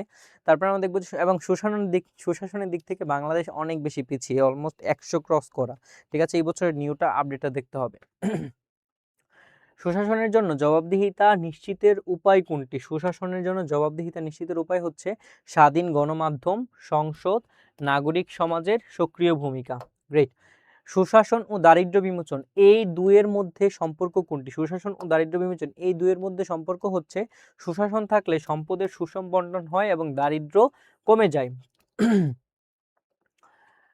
প্রশাসনিক সংস্কার সুশাসনে কেন গুরুত্বপূর্ণ? প্রশাসনিক সংস্কার সুশাসনে গুরুত্বপূর্ণ কারণ এটি প্রশাসনকে দক্ষ, স্বচ্ছ ও জনবান্ধব করে। মনে রাখবা, একটা দেশের আমি মনে করি রাজনৈতিক মেরুদণ্ড হচ্ছে তোমার অথবা মানুষের অধিকার পাওয়ার সব থেকে বড় মানে কি বলে, যারা কলকাঠি নাড়ে তারা হচ্ছে এই আমলা সমাজ, যারা প্রশাসক থাকে, যারা প্রশাসন থাকে। তো তারা যদি দক্ষ না হয়, তারা যদি সৎ না হয়, তারা যদি ন্যায় বিচার না করে, তখন তোমার দেশ হচ্ছে ভালো কাটবে না, তোমার দেশের পরিবেশ পরিস্থিতি ভালো থাকবে না। তো এটাই হচ্ছে রিজন আর কি। সুশাসনের সূচক বাংলাদেশের উন্নতির জন্য কোনটি জরুরি? অবভিয়াসলি দুর্নীতি হ্রাস করতে হবে, আইনের শাসন ও প্রতিষ্ঠানগত সংস্কার করতে হবে। তারপর আমরা দেখব হচ্ছে ই গভর্নমেন্ট ও গভর্নেন্স এর মধ্যে পার্থক্য কোনটি? ই গভর্নমেন্ট এবং গভর্নমেন্ট পার্থক্য হচ্ছে ই গভর্নমেন্ট হচ্ছে সরকারি সেবায় ডিজিটালায়ন করে এবং সেটা হচ্ছে বাস্তবায়ন করে কে? বৃহত্তর অংশ হিসেবে সিদ্ধান্ত গ্রহণ করে ই গভর্নেন্স। ওকে, সুশাসনের ক্ষমতা ও অন্তর্ভুক্তি ইকুইটি অ্যান্ড ইনক্লুসিভনেস বলতে কি বোঝায়? এটা বলতে বোঝায় যে সকল শ্রেণী পেশার মানুষের কল্যাণ ও সুযোগ নিশ্চিত করা। আইনের শাসনের ক্ষেত্রে বিচার বিভাগের স্বাধীনতা কেন গুরুত্বপূর্ণ? বিচার বিভাগের স্বাধীনতা গুরুত্বপূর্ণ কারণ হচ্ছে স্বাধীন বিচার বিভাগ নিরপেক্ষ বিচার নিশ্চিত করে ও নাগরিকের অধিকার রক্ষা করে। ওকে, আইনের শাসন প্রতিষ্ঠায় সংসদের ভূমিকা কি? আইনের শাসন প্রতিষ্ঠায় সংসদের ভূমিকা হচ্ছে ন্যায়সঙ্গত আইন প্রণয়ন ও সরকারের জবাবদিহিতা নিশ্চিত করা। আইনি সহায়তা অর্থাৎ লিগ্যাল এইড গুরুত্বপূর্ণ কেন? কারণ হচ্ছে তোমার দরিদ্র নাগরিকদের আইনের সুরক্ষা পাওয়ার সুযোগ নিশ্চিত করা। তারপর আমরা দেখবো যে ন্যায়পাল, এইটা তোমাকে অলরেডি আমি বলেছি ভাই। ন্যায়পাল জিনিসটা কি? ন্যায়পাল জিনিসটা হচ্ছে এমন একটা জিনিস যেখানে হচ্ছে তোমার ওকে ভাই একটু পানি খেয়ে নি, ঠিক আছে? তোমরা একটু পানি খাও, পানি খাওয়া লাগবে, লাইফে অনেক বেশি পানি খেতে হবে।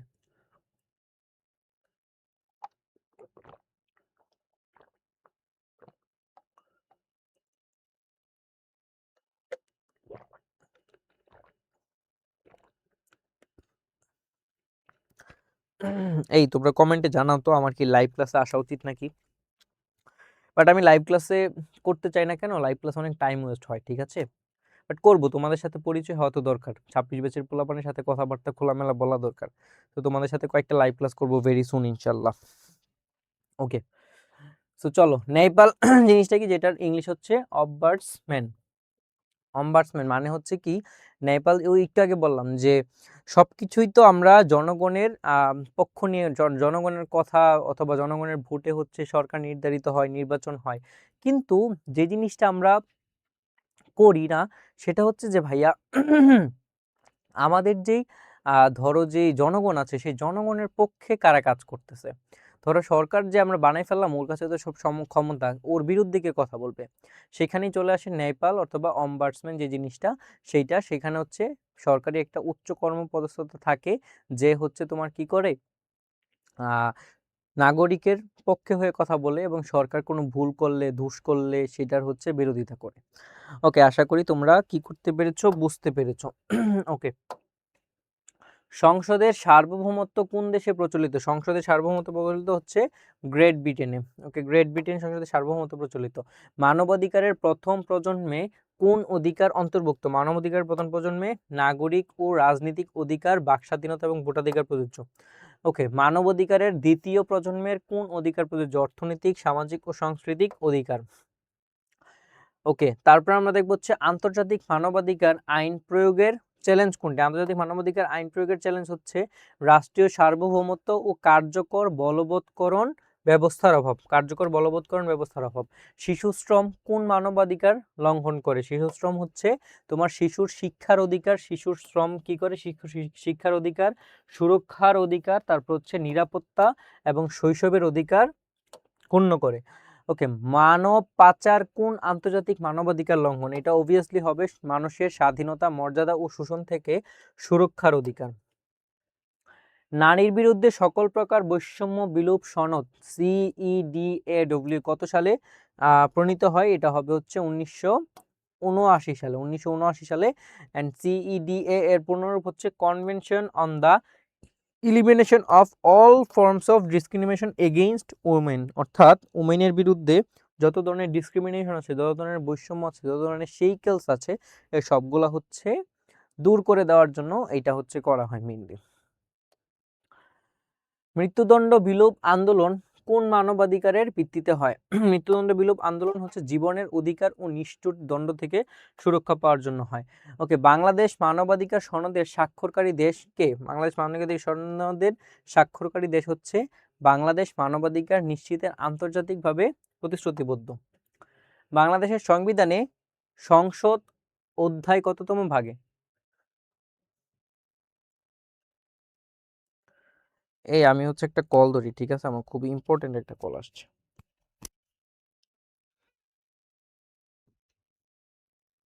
হ্যালো।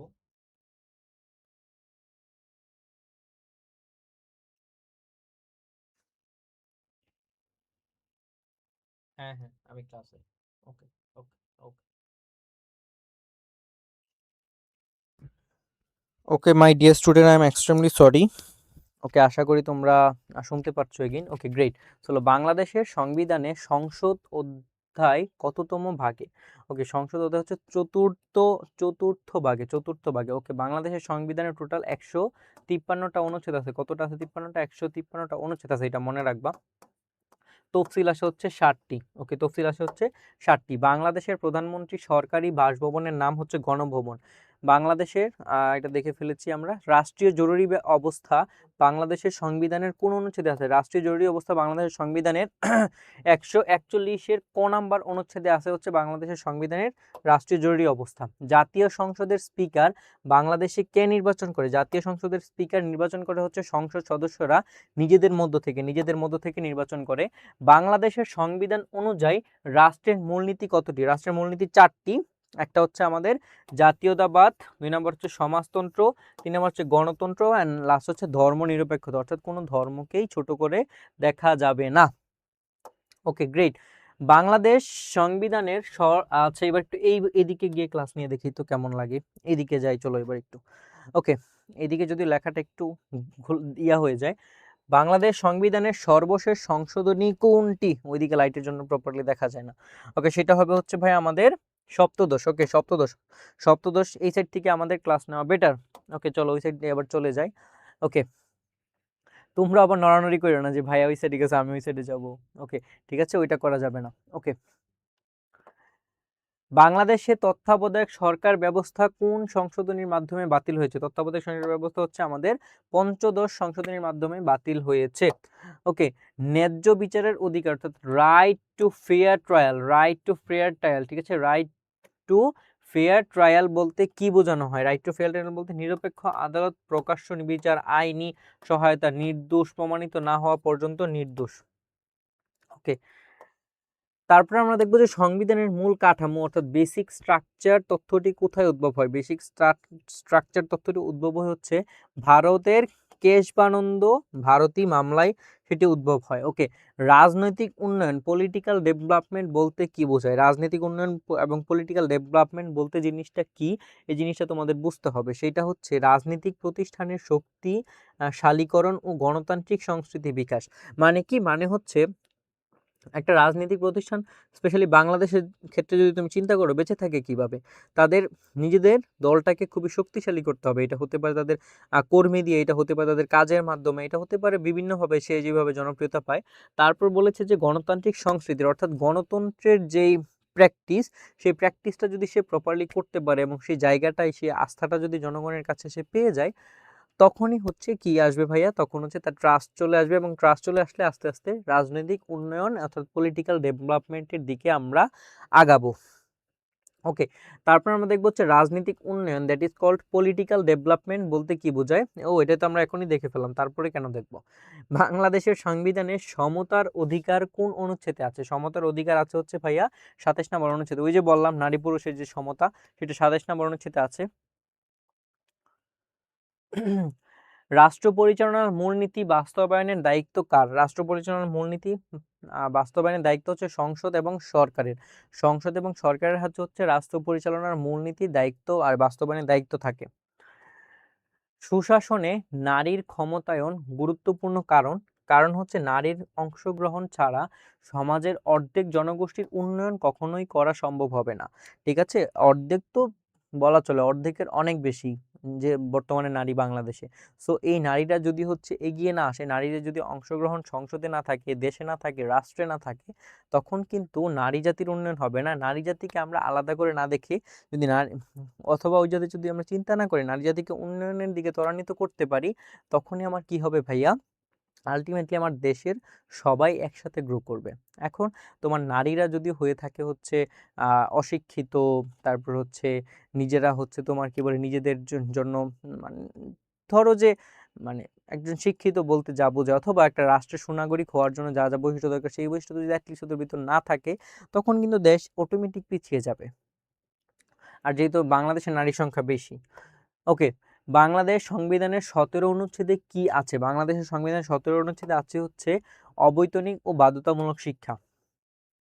অবৈতনিক এবং কি ভাইয়া? অবৈতনিক এবং হচ্ছে বাধ্যতামূলক শিক্ষা। অবৈতনিক এবং হচ্ছে কি বাধ্যতামূলক শিক্ষা বাংলাদেশের সংবিধানে আছে। ওকে, তারপর আমরা দেখব হচ্ছে সংসদীয় তদন্ত কমিটি কোন ধরনের কাজ করে? সংসদীয় তদন্ত কমিটি সরকারি কার্যক্রম তদন্ত, সংসদকে জবাবদিহি নিশ্চিত করতে সহায়তা করে। ওকে, গণতান্ত্রিক রাষ্ট্রে স্বাধীন বিচার বিভাগ কেন প্রয়োজন? গণতান্ত্রিক রাষ্ট্রে স্বাধীন বিচার বিভাগ প্রয়োজন হচ্ছে নির্বাহী যে ক্ষমতা, সেটার অপব্যবহার যাতে না হয় এবং সেটা যাতে রোধ করতে পারে এবং নাগরিকের অধিকার নিয়ে যাতে কথা বলতে পারে সেই জন্য। আইনসভার অধিবেশন ডাকতে না পারলে কি হয়? আইনসভার অধিবেশন ডাকতে না পারলে রাষ্ট্রপতি অধ্যাদেশ জারি করতে পারেন। রাষ্ট্রপতি অধ্যাদেশ জারি করতে পারেন। ওকে, বাংলাদেশের জাতীয় সংসদের বিশেষ অধিবেশন ডাকতে কতজন সদস্যের স্বাক্ষর লাগে? সদস্যের স্বাক্ষর লাগে হচ্ছে কমপক্ষে 60 জন সদস্যের স্বাক্ষর লাগে। কমপক্ষে 60 জন সদস্যের স্বাক্ষর লাগে।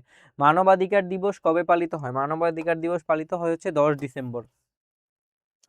ওকে, নারী অধিকার মানবাধিকার এই ধারণাটি কোন সম্মেলনে প্রতিষ্ঠিত? সেটা হবে হচ্ছে ভিয়েনা মানবাধিকার সম্মেলন 1993 সালে।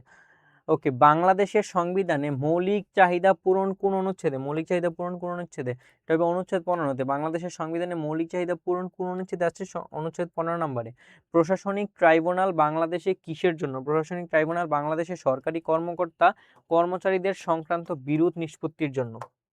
ওকে, বাংলাদেশ সরকারি কর্ম কমিশন পিএসসি কি কাজ করে? পিএসসি হচ্ছে মেইনলি সরকারি যে চাকরিতে নিয়োগদান করে এবং পরীক্ষা পরিচালনা করে, সুপারিশ করে, যেমন বিসিএস তোমরা জানো যে বিসিএস এর মতো পরীক্ষা পিএসসি কিন্তু পরিচালনা করে, ঠিক আছে, যে আমলাতন্ত্র অথবা আমলা যাদেরকে বানানো হয়, সো সেটা সবটা কি করে পিসিএস এর আন্ডার পিএসসির আন্ডারে করা হয়।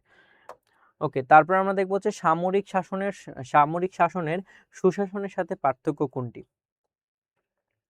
এটা হবে হচ্ছে সামরিক শাসনের জবাবদিহিতা নেই, নাগরিক অধিকার সীমিত ও গণতান্ত্রিক প্রক্রিয়া বন্ধ করা। সাংবিধানিক সংকট বলতে কি বোঝায়? সাংবিধানিক সংকট বলতে বোঝায় সংবিধানের বিধান অনুযায়ী রাষ্ট্র পরিচালনা করা সম্ভব না হলে। জনগণের ক্ষমতায়ন অর্থাৎ পিপলস এম্পাওয়ারমেন্ট সুশাসনে কেন গুরুত্বপূর্ণ? এটা হবে সচেতন ও সক্ষম জনগণই সুশাসনের মূল চালিকা শক্তি। ওকে, তারপর আমরা দেখবো যে বাংলাদেশে মানবাধিকার কমিশন এর পূর্ণ নাম কি? বাংলাদেশে মানবাধিকার কমিশনের পূর্ণ নাম হচ্ছে জাতীয় মানবাধিকার কমিশন বাংলাদেশ। স্বাধীনতার অধিকার ও সমতার অধিকার একে অপরের পরিপূরক, ঠিক আছে, এই যে পরিপূরক জিনিসটা কি, অর্থাৎ একটা আরেকটাকে ছাড়া থাকে না। আর পরিবর্তক জিনিসটা কি? পরিবর্তক মানে হচ্ছে ধরো যাকে পরিবর্তন করা যায়, ধরো চা আর গুড় অথবা মিঠাই অথবা কফি অথবা সরি ভুল করে ফেলছি, চা এবং কফি, ঠিক আছে, চা খেলে তুমি কফি খাবা না, তার মানে এটা একটা পরিবর্তক, ঠিক আছে। কিন্তু ধরো গাড়ি এবং পেট্রোল, তোমরা যারা ইকোনমিক্স পড়েছো এই জিনিসগুলো তোমরা খুব ভালো জানো। গাড়ি এবং পেট্রোল, অর্থাৎ গাড়ি থাকলে তোমার কি পেট্রোল লাগবে, সো এটা দুইটা পরিপূরক একসাথে যখন দুইটা হবে তখনই গাড়িটা চলবে, সো একটাকে ছাড়া একটা হয় না। তার মানে এটা হবে কি, কে বলেছেন? সেটা হবে আর.এইচ. টার্নি। ওকে, রাষ্ট্রীয় নীতি নির্ধারণে নাগরিকের অংশগ্রহণ কিভাবে সম্ভব? রাষ্ট্রীয় নীতি নির্ধারণে নাগরিকের অংশগ্রহণ কিভাবে সম্ভব? নির্বাচন, নাগরিক সমাজ, গণমাধ্যম ও জনমত গঠনের মাধ্যমে। অধ্যাপক লাস্কি অর্থাৎ প্রফেসর লাস্কির মতে অধিকার কি? প্রফেসর লাস্কির মতে অধিকার হচ্ছে সেসব সামাজিক সুযোগ সুবিধা যা ব্যক্তিত্বের পূর্ণ বিকাশ উপলব্ধি করার অবস্থা সৃষ্টি করে। গ্রেট। বসানকুয়েট এর মতে অধিকার কি? বসানকুয়েটের মতে অধিকার, এখানে কয়েকটা মানুষের নামে অধিকার আছে, এটা তোমরা এই জায়গায় আমরা একটু স্কিপ করি, সামনে যাই। ওকে, নাগরিক অধিকার বলতে কি বোঝায়? নাগরিক অধিকার বলতে বোঝায় হচ্ছে ভাইয়া সমাজ জীবনে ব্যক্তির স্বাভাবিক বিকাশের জন্য রাষ্ট্র প্রদত্ত যে সুযোগ সুবিধা, অর্থাৎ নাগরিক হিসেবে তুমি সমাজ থেকে কি পাও অথবা কি তোমার দরকার, কি কি সুযোগ সুবিধা তোমাকে দিবে, সেই জায়গাগুলো হচ্ছে তোমার নাগরিক অধিকার বলতে বোঝায় সেখানে। ওকে, তারপর আমরা দেখবো যে রাজনৈতিক স্বাধীনতার অনুপস্থিতিতে অর্থনৈতিক সাম্য একটি মিথ, এর সাথে কে একমত? এর সাথে অবভিয়াসলি হবে হচ্ছে আমাদের কুল, ঠিক আছে। কুল কি বলেছেন? Political liberty in the absence of economic equality is held to be a mere myth. Okay, so that's the actual thing. তারপর আমরা দেখব যে জাতীয় সংসদে বিল পাশের জন্য সাধারণত কোন সংখ্যাগরিষ্ঠতা দরকার? অবভিয়াসলি সেটা হবে হচ্ছে ভাইয়া সাধারণ সংখ্যাগরিষ্ঠতা, অর্থাৎ এক কথায় যে সংসদে উপস্থিত অর্ধেকের বেশি মানুষের বিল পাস দরকার। এখন এটা যদি একটাও বিল পাস হয়, ধরো আমাদের যে বাংলাদেশের সংসদ আছে সেখানে যদি তোমার যে টোটাল ধরো যদি আমি বলি যে 300 রিজার্ভ সিট বাদে যদি 300 আসনের কথা বলি, সেইখানে হচ্ছে তোমার 250টা আছে, সরি 150টা হয়, তো যেই দল 151টা ভোট দিবে সেই হচ্ছে জয়ী হয়ে যাবে। মোস্ট অফ দ্য টাইম দেখা যায় সরকারি জয়ী হয়, কারণ তার দলের এমপি সেখানে বেশি থাকে। Sorry, again I need to drink some water, not eat.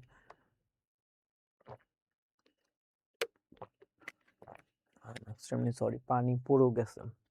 ওকে, তারপর আমরা দেখবো হচ্ছে বাংলাদেশের সংবিধানে মৌলিক রাষ্ট্র মানে এটা তো পড়ে ফেলছি, সংসদীয় গণতন্ত্রে আইনসভার শ্রেষ্ঠত্ব কোন দেশের বৈশিষ্ট্য? এটা অলরেডি আমরা পড়ে ফেলছি। ওকে, 3-4টা প্রশ্ন রিপিট হয়েছে। ভারতের সরকার কোন ধরনের? ভারতের সরকার হচ্ছে যুক্তরাষ্ট্রীয় বৈশিষ্ট্য সম্পন্ন সংসদীয় গণতন্ত্র। হ্যাঁ, যুক্তরাষ্ট্রীয় বৈশিষ্ট্য সম্পন্ন গণতন্ত্র, সংসদীয় গণতন্ত্র। জাপানের সরকার ব্যবস্থা কোন ধরনের সরকার ব্যবস্থা? জাপানের সরকার ব্যবস্থা হচ্ছে সাংবিধানিক, রাজতন্ত্র ও সংসদীয়। অর্থাৎ যেমন আমরা বাংলাদেশের সংসদীয় রাষ্ট্র ব্যবস্থার আন্ডারে ছিলাম, যেমন আমাদের বাংলাদেশ হচ্ছে, তোমরা ধরো যে সংসদীয় রাষ্ট্র ব্যবস্থার মানে প্রধান মোটোটাই কি, সেটাতে রাষ্ট্রপতিকে কাগজে কলমে অনেক বড় বানিয়ে রাখবে, কিন্তু আলটিমেটলি সেটার প্রধান হবে হচ্ছে প্রধানমন্ত্রী। ওকে, শাসনতান্ত্রিক আইন অর্থাৎ কনস্টিটিউশনাল ল বলতে কি বোঝায়? শাসনতান্ত্রিক আইন বলতে বোঝায় হচ্ছে সংবিধানে লিখিত মূলনীতি ও বিধিবিধান যা সর্বোচ্চ আইন। ওকে, বিচার বিভাগের নিরপেক্ষতা এবং নিশ্চিন্তে কোন বিধান গুরুত্বপূর্ণ? এটা হবে বিচার বিভাগের নিরপেক্ষতা এবং নিশ্চিন্তে কোন বিধান গুরুত্বপূর্ণ? বিচারকের নিয়োগ পদ্ধতি ও অপসারণের কঠিন শর্ত। বাংলাদেশের মুক্তিযুদ্ধের চেতনার মূল ভিত্তি কোনটি? বাংলাদেশের মুক্তিযুদ্ধের চেতনার মূল ভিত্তি হচ্ছে গণতন্ত্র, সমাজতন্ত্র, বাঙালি জাতীয়তাবাদ ও ধর্মনিরপেক্ষতা। ওকে, ভাষাভিত্তিক জাতীয়তাবাদ এর সবচেয়ে বড় উদাহরণ কোনটি? ভাষাভিত্তিক জাতীয়তাবাদের সবচেয়ে বড় উদাহরণ হচ্ছে বাংলাদেশের বাঙালি জাতীয়তাবাদ। ওকে, গ্রেট। তারপর আমরা দেখবো হচ্ছে জাতিসংঘের কতটি প্রধান অঙ্গ রয়েছে? জাতিসংঘের অবভিয়াসলি 6টি প্রধান অঙ্গসমূহ রয়েছে, এবং এই জাতিসংঘের যে 6টি ওসি পরিষদ থেকে শুরু করে যে বাকি 6টা জিনিস আছে, অর্থাৎ অঙ্গ পরিষদ আছে, সেটা থেকেও তোমাদের অনেক সময় প্রশ্ন আসে, স্পেশালি ইন এডমিশন টেস্ট তুমি অনেক বেশি প্রশ্ন পাবা যারা বিউনিটের আছো বাচ্চা কাচ্চারা। ওকে, তারপর আমরা দেখি যে আন্তর্জাতিক বিচার আদালত ICJ, যেটার ফুল ফর্ম হচ্ছে ইন্টারন্যাশনাল কি ভাইয়া? International court of justice. International court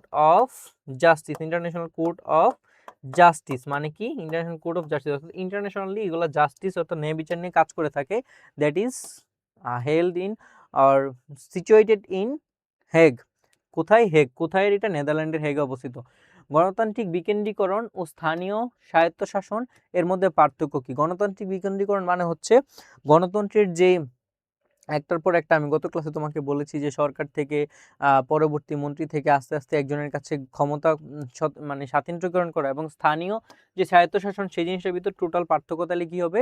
দেখো, স্থানীয় স্বায়ত্তশাসন গণতান্ত্রিক বিকেন্দ্রীকরণের একটি কার্যকর রূপ। মানে কি? মানে ধরো তোমার এই যে গণতন্ত্র, যে সরকার গঠিত হয়েছে গণতন্ত্রের মাধ্যমে, এই সরকার মন্ত্রী পরিষদে একটা অর্ডার পাঠায়, সেখান থেকে আস্তে আস্তে সেটা স্থানীয় পর্যায়ে যায়, এবং সেখানে যে সার্বভৌমত্ব থাকে সেটারই একটা রূপ হচ্ছে কি? স্থানীয় সার্বভৌমত্ব।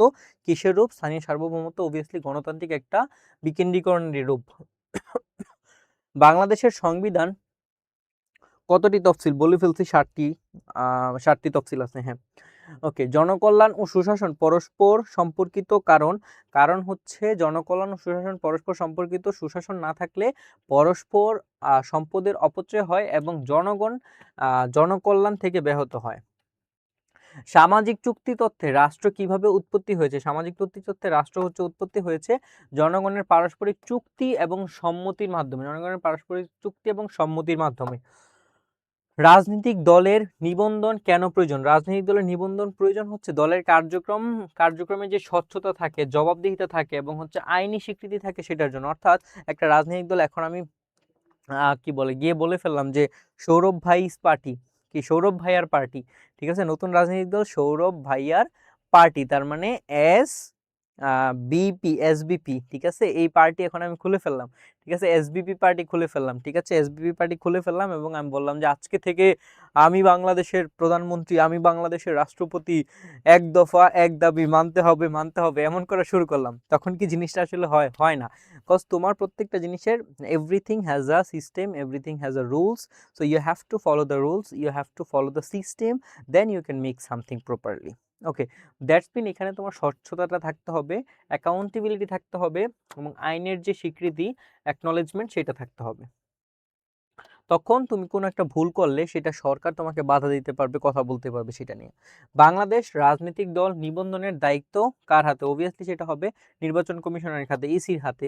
বাংলাদেশের নির্বাচন কমিশনের প্রধানকে? বাংলাদেশের নির্বাচন কমিশনের প্রধান হচ্ছে প্রধান যে বিচার কমিশনার থাকে তিনি হচ্ছে প্রধান বিচার মানে ইসির প্রধান। আনুপাতিক প্রতিনিধিত্ব অর্থাৎ প্রপোর্শনাল রিপ্রেজেন্টেশন নির্বাচন পদ্ধতির সুবিধা কোনটি? নির্বাচন পদ্ধতির সুবিধাটা হচ্ছে সকল দলের ভোটের অনুপাতে সংসদে প্রতিনিধিত্ব নিশ্চিত হয়। প্রথম অতীত পদ বলতে কি বোঝায়? প্রথম অতীত পদ বলতে বোঝায় হচ্ছে তোমার ধরো যে মানে এটা এমন না যে সংসদে ধরো এই শতাংশ মানুষ আছে। ধরো আমি বললাম যে বাংলাদেশের পার্লিয়ামেন্টে 300 জন মানুষ আছে, একটু আগে বললাম যেটা, যে 151 জন একটা বুটে হচ্ছে বা একটা বিলে হচ্ছে বলেছে হ্যাঁ, আর 149 জন বলেছে না, তখন কিন্তু ওই যে একটা বুট যে বেশি পেয়েছে সেটার জন্য হচ্ছে তোমার জিতে যাবে। তার মানে এখানে সংখ্যাগরিষ্ঠতা থেকে বড় হচ্ছে কে, মানে কার ওই জায়গাটা বেশি। ঠিক আছে, ওকে, তার মানে এটা হবে সর্বাধিক ভোট পাওয়া প্রার্থী আর কি। ওকে, সুশাসন ও দুর্নীতি দমন পরস্পর সম্পর্কিত, কারণ হচ্ছে কি? কারণ হচ্ছে দুর্নীতি সুশাসনের সব থেকে বড় বাধা এবং সুশাসন প্রতিষ্ঠা দুর্নীতি হ্রাস করে। বাংলাদেশে জাতীয় শুদ্ধাচার কৌশল প্রণয়ন কোন লক্ষ্যে? সরকারি প্রতিষ্ঠানে সততা, স্বচ্ছতা ও জবাবদিহিতার প্রতিষ্ঠাতা। ওকে, তৃণমূল গণতন্ত্র শক্তিশালী করার উপায় কোনটি? তৃণমূল গণতন্ত্র শক্তিশালী করার উপায় হচ্ছে স্থানীয় সরকারকে শক্তিশালী করা ও নাগরিকদের অংশগ্রহণ বাড়ানো। আন্তর্জাতিক মানবাধিকার দিবস কখন পালিত হয়? সেটা পালিত হচ্ছে 10 ডিসেম্বর। ওকে, 10 ডিসেম্বর পালিত হয়। অধিকার ও কর্তব্য পরস্পর অবিচ্ছেদ্য, এর অর্থ কি? এর অর্থ হচ্ছে ভাইয়া অধিকার ও কর্তব্য পরস্পর একসাথে, মানে অবিচ্ছেদ্য। এর অর্থ হচ্ছে কি? অধিকার ভোগ করতে হলে কর্তব্য ও পালন করতে হবে, অধিকার ভোগ করতে হলে কর্তব্য কি করতে হবে? পালন করতে হবে। সুশাসনে নাগরিক সমাজের ভূমিকা কোনটি? নাগরিক সমাজের ভূমিকা হচ্ছে সরকারের কার্যক্রম পর্যবেক্ষণ, জনসচেতনতা বৃদ্ধি ও নাগরিক সেবায় অংশগ্রহণ করা। গণপ্রতিনিধিত্ব আদেশ অর্থাৎ আরপিইউ বাংলাদেশে কিসের জন্য হয়? সেটা হয় হচ্ছে নির্বাচনী যে বিধিবিধান আছে, রাজনৈতিক যে দলের নিবন্ধন নিয়ন্ত্রণের কাজ আছে সেটার জন্য হয়। ইউনিয়ন পরিষদের চেয়ারম্যান কিভাবে নির্বাচিত হন? ইউনিয়ন পরিষদের চেয়ারম্যান অবভিয়াসলি সরাসরি ভোটে ইউনিয়নের যারা আছে, ইউনিয়নের যাদের বাসিন্দা আছে তাদের মাধ্যমে হচ্ছে নির্বাচিত হন। তোমাদের কাদের কাদের চাচা খালু ইউনিয়ন চেয়ারম্যান আছে তারা কমেন্টে জানাতে পারো যে ভাই আমার চাচা খালু অথবা আমার বাপ অথবা আমি নিজে chairman. Okay, I am just kidding man. জাতীয় পরিচয়পত্র এনআইডি নির্বাচনের কোন ভূমিকা রাখে? ওকে, নির্বাচনে ভূমিকা রাখে হচ্ছে ভোটার পরিচয় নিশ্চিত করে এবং ভোটার তালিকায় অন্তর্ভুক্তি ভিত্তি করে। ওকে, এখানে তোমাদেরকে একটা প্রশ্ন আমি রেখে দিয়ে যাব, সেই প্রশ্নটা হচ্ছে যে কত বছর বয়সে এনআইডি কার্ড করতে পারে? কত বছর বয়সে এনআইডি কার্ড করতে পারে? এটা কি 16 হবে নাকি 18 হবে? এটা লাস্ট ক্লাসে ছিল।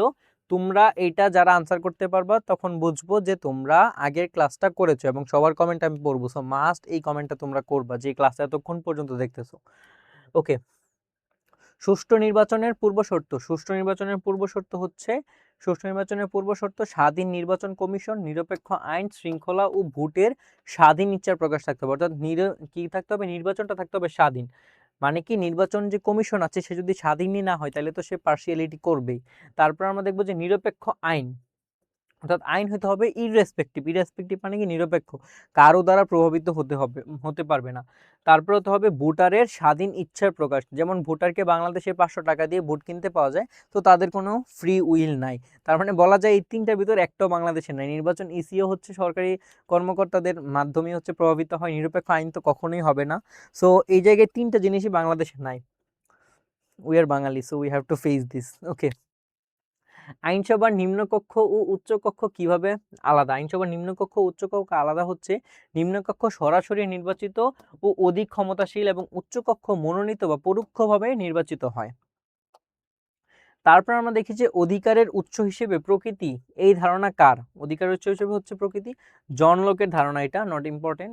সুশাসনে জবাবদিহিতার ধারণা, অর্থাৎ অ্যাকাউন্টেবিলিটি কিভাবে নিশ্চিত হয়? জবাবদিহিতা অ্যাকাউন্টেবিলিটি নিশ্চিত হচ্ছে স্বাধীন সংসদ, গণমাধ্যম, নাগরিক সমাজের সমন্বিত তদারকির মাধ্যমে।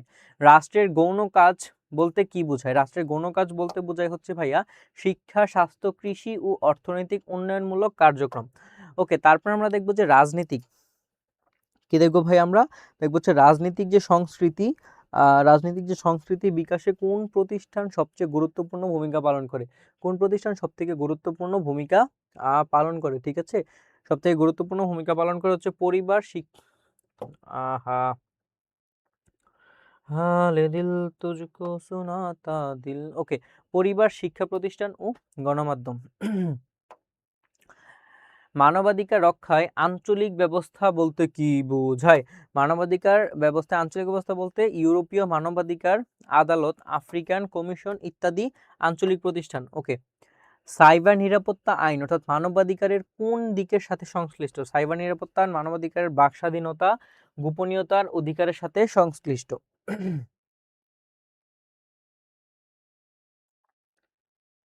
একটা মিনিট।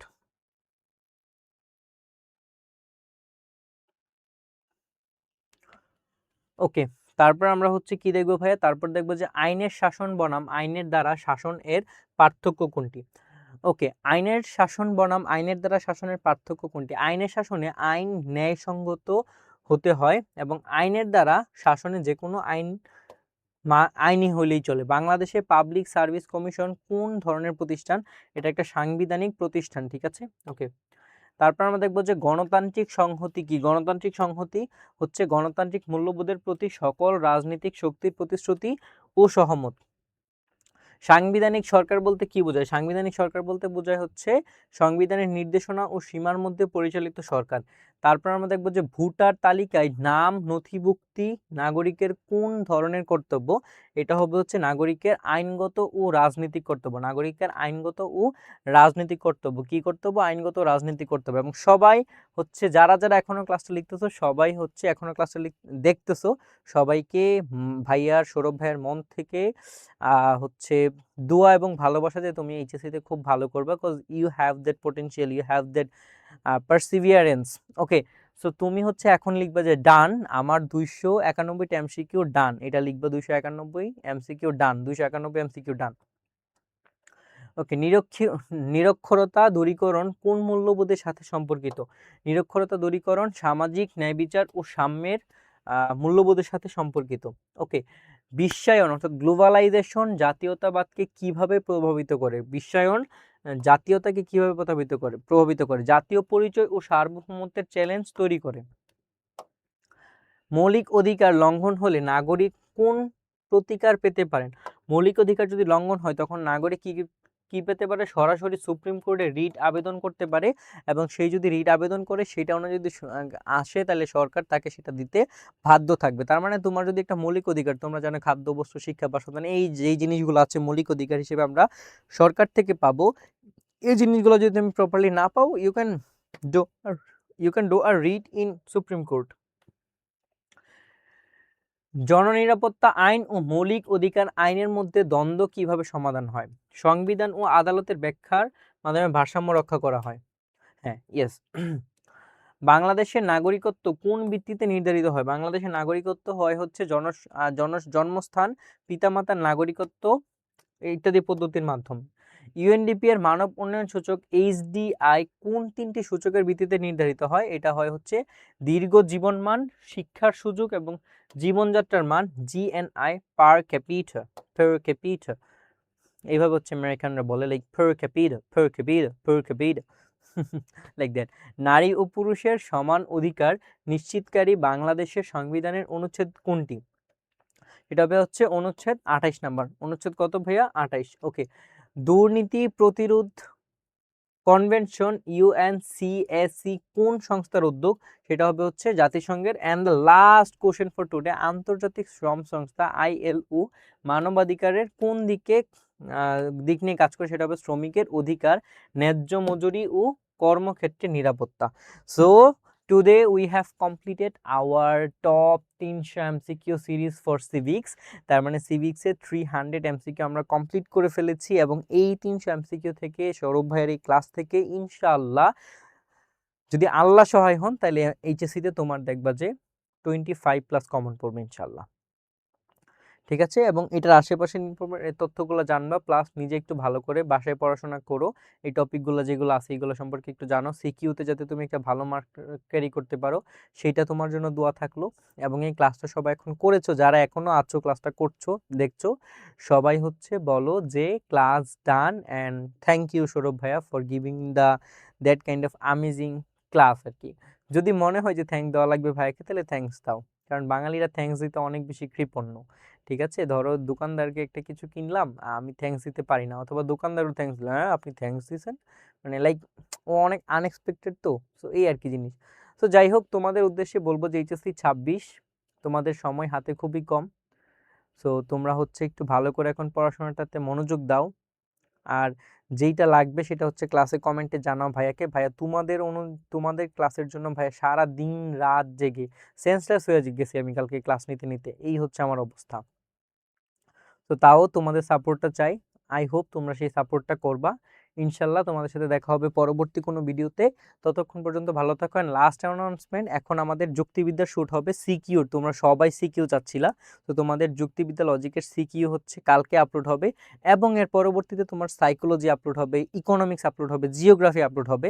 সো প্রত্যেকটা সাবজেক্ট ভাই আপলোড হবে। সো জাস্ট অধ্যায়পাতের সাথে থাকো, জাস্ট সৌরভ ভাইয়ের সাথে থাকো। ইনশাল্লাহ you are going to be rock. Okay, দেখা হচ্ছে পরবর্তী ভিডিওতে। ততক্ষণ পর্যন্ত ভালো থাকো। আসসালামু আলাইকুম। স্টে কানেক্টেড উইথ সৌরভ ভাইয়া।